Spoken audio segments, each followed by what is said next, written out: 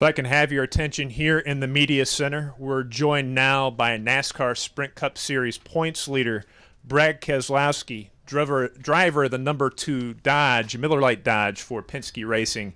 Brad takes a 20-point lead in the chase for the NASCAR Sprint Cup into next week's finale at Homestead-Miami Speedway. Brad, talk about where you're at right now in the points and how that makes you feel heading into Homestead-Miami. Well, certainly if you have the choice, you always want to be in the lead of the points, especially in the closing races. And so I'm thankful for that, but I also know that the troubles that they had are the same troubles that we could have next week. And so you try not to take anything for granted. You try to just focus on what lies ahead. And we got to do the best job we can at Homestead. So that's where my focus is. We're going to open it up here for questions. Please state your name and affiliation. Let's get Lee here on mic, please. I don't think your mic's working, Lee. I can hear you, but I'm just throwing that out there. Do electronics too, huh? Yeah. Does that work? We up? Thanks. Lee Spencer, Fox Sports. There you go. Thank you. What went through your mind when you threaded the needle right there at the end when, I mean, there was just crazy stuff going in every direction?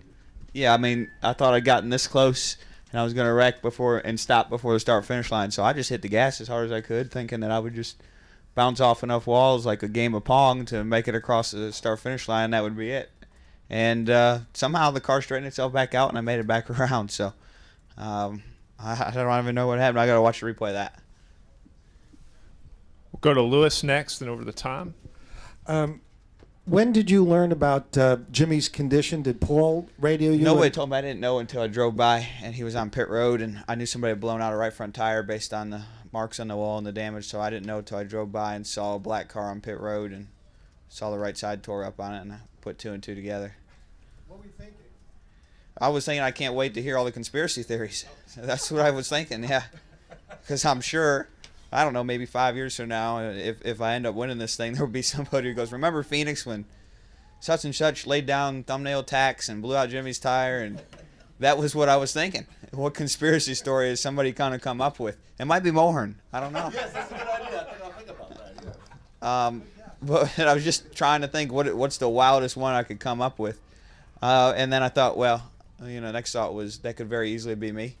And, I better manage my car and my tires to make sure it's not. Tom? Tom Jensen, Speed.com. Congratulations on your run today. You seem unusually subdued for having this big a points lead. Would you be happier if you would have won the race and Johnson would have finished second or third? Or are you just... Absolutely. I mean, I felt like we had a race-winning car, and I wanted to take the points lead by winning a race, not by relying on a failure. But sometimes that's not how the sport works. And you have to accept that. I'm more just disappointed in the quality of racing that we saw today. I thought it was absolutely ridiculous, and I was ashamed to be a part of it. Let's go to David next, then to Jenna, and then we'll go upstairs to the press box. The follow-up on that, I mean, I think you were in the car and said something like, if I ever do anything like that, just come out here and slap me in the face or hit me in the head. I mean, what most offended you about what happened out there, but what happened before with Jimmy and with Jeff and his crew? What offends me is the double standard that I spent a whole week being bashed by a half a dozen drivers about racing hard at Texas and how I'm out of control and have a death wish, and then I see bullshit like that. That's fucking bullshit. That's all you can call that. And these guys just tried to kill each other. You race hard and I get called an asshole for racing hard and called with a death wish, and I see shit like that and it just pisses me off. I'm not yelling at you, Dave, but it's just fucking ridiculous. And they should be ashamed. Jenna?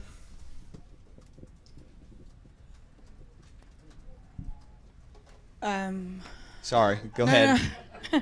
I'm not yelling at you. I just I know. It's embarrassing. No, I know. I'm just I'm wondering where to go with this. I would hope that Mike's probably in the hall saying the same thing. Maybe not. I don't know. Oh well, he was. I hope. And I don't disagree with you, but I wanted to ask you about the end there. You got hit there at the end.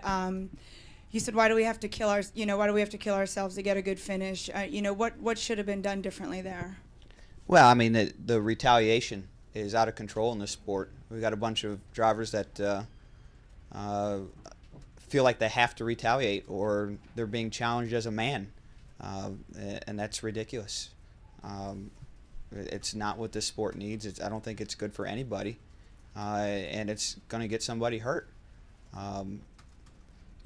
I've said before, we walk a line between chess players and daredevils, and we're not walking it very well. And I don't know why that is. I certainly don't blame NASCAR for that. They're not driving the cars. But it just drives me absolutely crazy that I get lambasted for racing somebody hard without even being a wreck, and then you see stuff like this, and that's okay. From the same people that criticize me, that's okay. It's okay to just take somebody out, but you race somebody hard, put a fender on somebody and try to go for the win, and you're an absolute villain, and that's ridiculous. But then we can just go out and retaliate against each other and come back in and smile about it, and it's fine. That's not what this sport needs. It needs hard racing. It needs people that go for broke, try to win races, and put it all out there on the line. Not a bunch of people that have anger issues. That's not good for anybody. And it really hurt my feelings to be a part of a chase race for the championship and have that jeopardized from people that can't keep control of their emotions. We're going to head upstairs to the press box. Hang on. I think I'm not certain because of the crazy number, the sequence there, but I think at one point there was supposed to be 2 to go there, and you were told over the radio, expect the worst, or there's something along those lines. Something along those lines. As a driver, what are your instincts there? Are you because there was a couple times there where with Jimmy out of the race and in the garage, you probably shouldn't have been mixing it up. So there, with the way everything was going, what are your instincts there? Are you fading back? What are you doing? Well, I mean, you're just trying not to be the cause. It's like running at Talladega. You can complain all you want about pack racing and being in a big wreck, but you don't have to cause it. And that's where I was at. I was just trying not to be the cause of my own undoing. You can't control whether it happens or not, and you certainly can't play defense in this sport because it will bite you. And I wasn't about to play defense, but I was just trying not to be the cause of my own demise. Okay, let's head up to the press box for a couple questions. Monty Dutton, Gaston Gazette. Brad, in fairness, I think you really ought to give us a chance to lambast what happened today. I'm just kidding.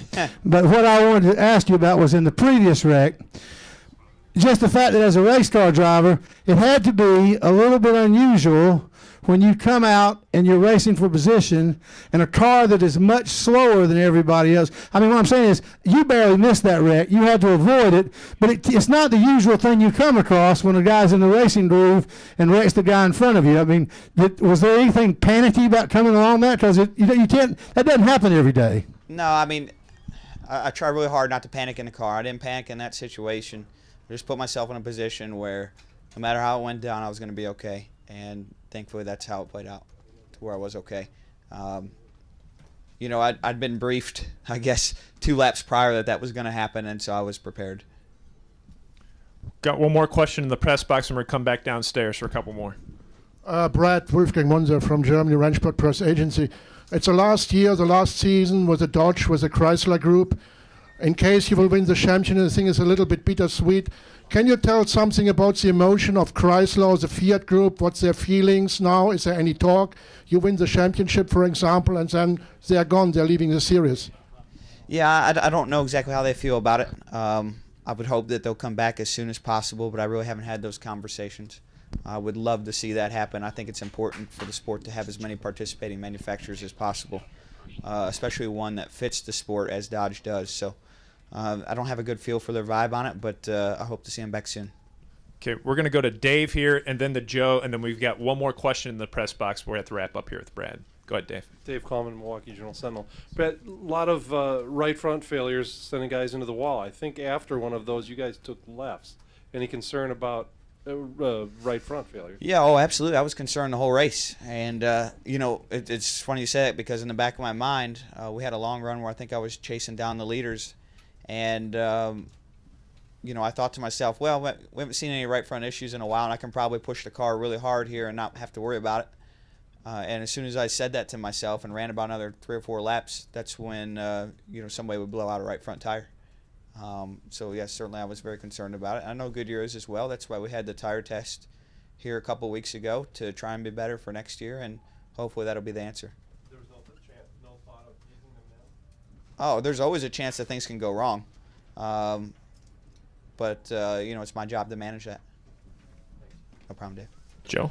Joe Menzer, NASCAR.com. Brad, I just want to clarify, was there anything that went on before the Gordon turn into Boyer thing that had angered you even before that, or was it all? No, I mean, I think just the way the race finished was, Just the fact that because this is a championship and you could have almost gotten caught up in it, that it shouldn't have any place in that? Absolutely. Is that really what, yeah, what I mean, it was?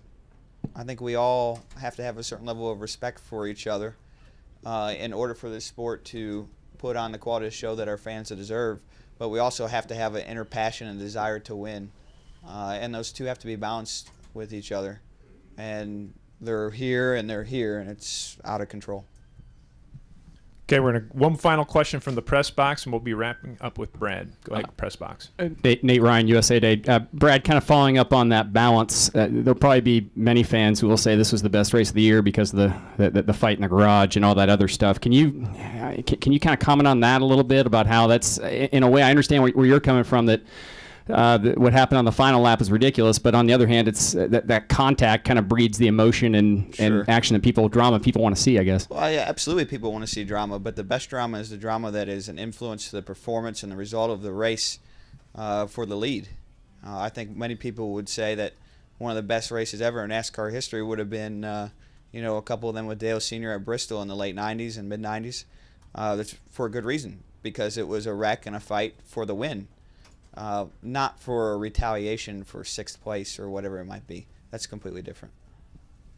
Brad, thanks for joining us today, and we'll see you next week in Homestead-Miami Very good. Thank you, guys.